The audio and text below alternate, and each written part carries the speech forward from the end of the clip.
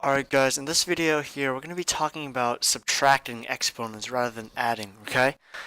And basically with subtracting exponents, this is what it looks like. It looks like something like 3 to the 5th power times 3 to the negative 3rd power.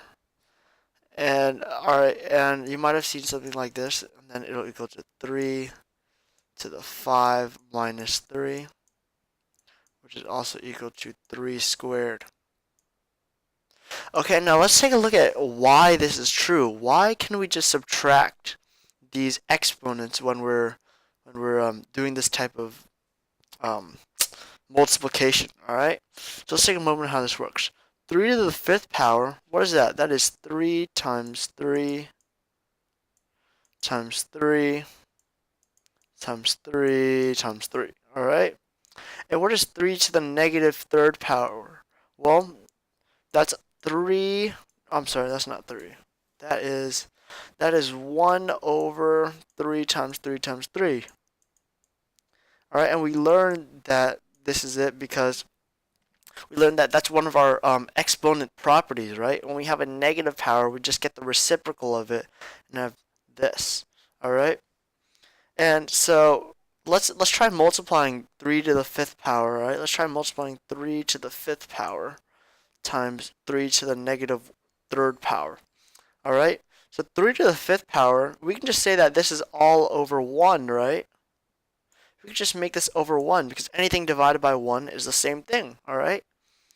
And now let's find what this is equal to. Well, if we multiply the numerators together, 1 times 3 times 3 times 3 times 3 times 3, well, that's just 3 times 3 times 3 times 3 times 3. That's just 3 to the 5th power.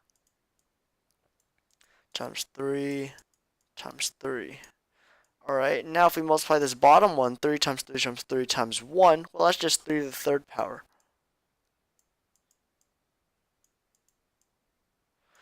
Alright, so we have 3 to the 3rd power right here. Alright, now we can just eliminate things. Okay, so we're just dividing this by this. So we can eliminate 3's right here. And we're left with 3 times 3, which is 3 squared.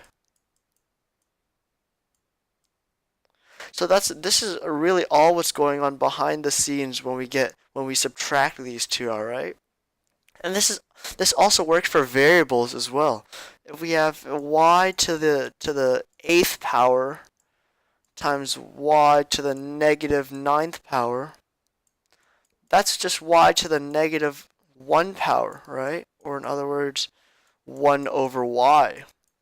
Because all we did was just subtract these two, and we did all of this junk behind the scenes, right? We put the 8y's on top, put the 8y's on the bottom, crossed them out, and then we got y to the negative 1st power, alright?